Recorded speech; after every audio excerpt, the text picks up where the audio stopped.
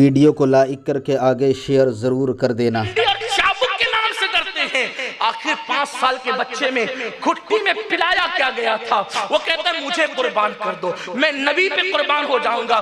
یہاں آگے بڑھنے سے پہلے میں پوچھنا چاہتا ہوں، کیا نبی پہ قربان ہونے کا جذبہ آج کے 18 سال کے جوان میں ہے؟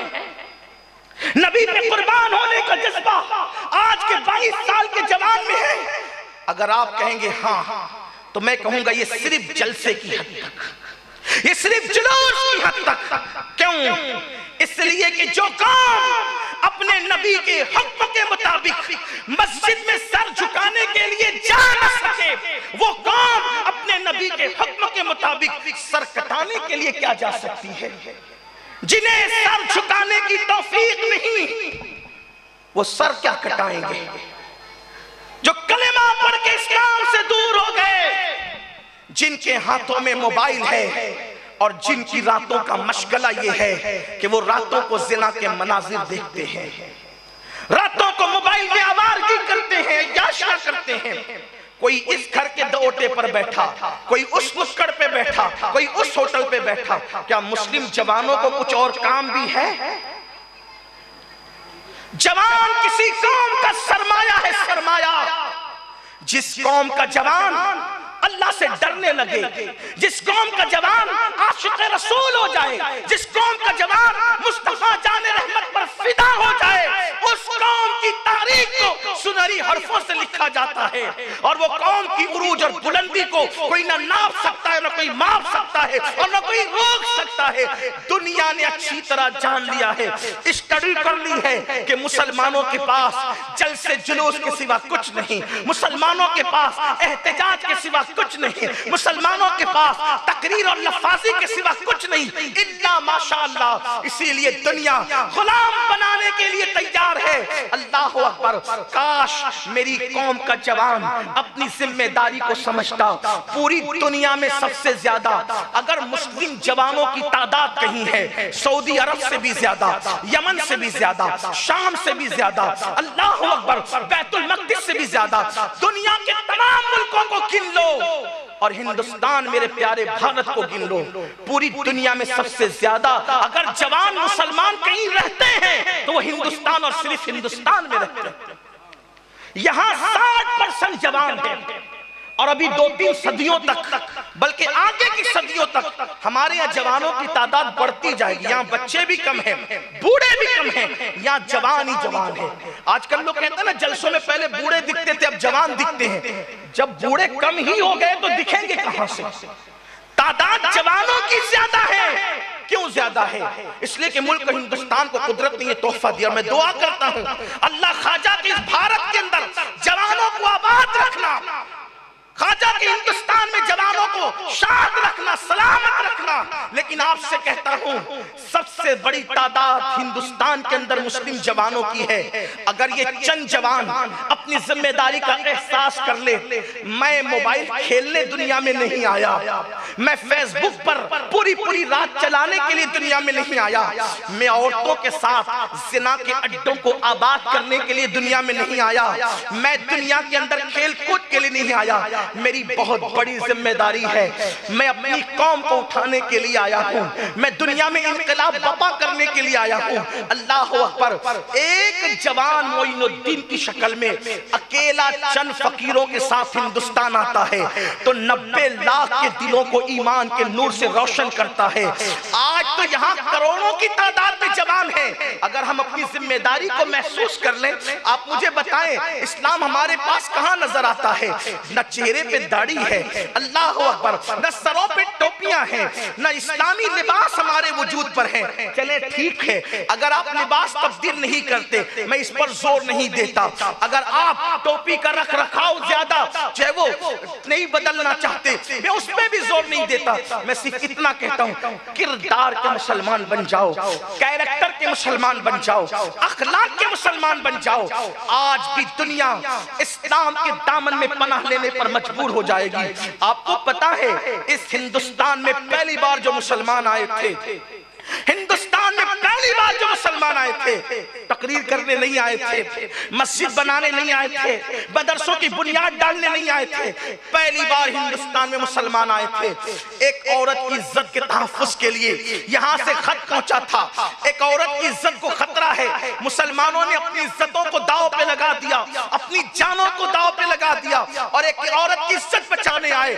وہ آئے تھے ایک عورت کی عزت بچانے، وہ بھی مسلمان نہیں تھی، دوسروں کی بیٹی کی عزت کی حفاظت کے لیے آئے تھے۔ دنیا ان کو دیکھتی گئی اور اسلام سے وابستہ ہوتی گئی۔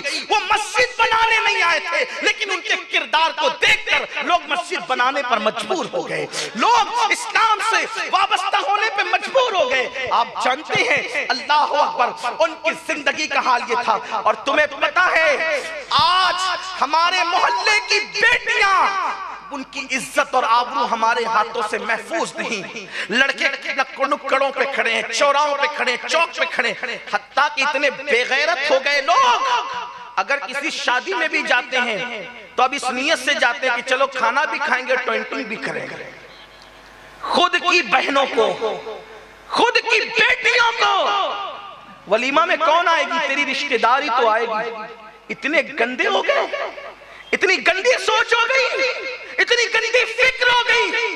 ارے عشق مصطفیٰ تو وہ لا شریکیت رکھتا ہے، عشق مصطفیٰ تو وہ غیرت رکھتا ہے کہ اللہ اکبر، عاشق تو کہتا ہے کہ جس کے دل میں عشق سما جائے پھر وہ جنت کی بہاروں سے بھی نظریں چراتا ہے۔ عشق وہ ہے اگر دل میں بس جائے تو عاشق جنت کی بہاروں سے بھی نظریں چرا کر کہتا ہے سیر گلشن کون جائے دشت طیبہ چھوڑ کر، سیر گلشن کون دیکھے دشت طیبہ چھوڑ کر، اور سوئے جنت کون جائے در تمہارا چھوڑ کر۔ واللہ عشق مصطفیٰ اتنی غیرت رکھتا ہے کہ جسے عشق مل جاتا ہے وہ اپنے آپ کو بھی مٹا دینا چاہتا ہے، اور خود کہتا ہے ایسا گما دے ان کی ولا میں خدا ہمیں ڈھونڈا کرے پر اپنی خبر کو خبر نہ ہو۔ وہ گم ہو جانا چاہتا، وہ اپنا نشان مٹا دینا چاہتا، وہ اپنا وجود مٹا دینا چاہتا، اور کہتا ہے کہ مورا تن من دھن سب پھونک دیا، یہ جان بھی پیارے جلا جانا۔ عشق وہ ہے، یہ کون سا عشق رسول ہے جو ولیمہ میں بیٹیوں کو تکنے سے نہیں روک پا رہا ہے؟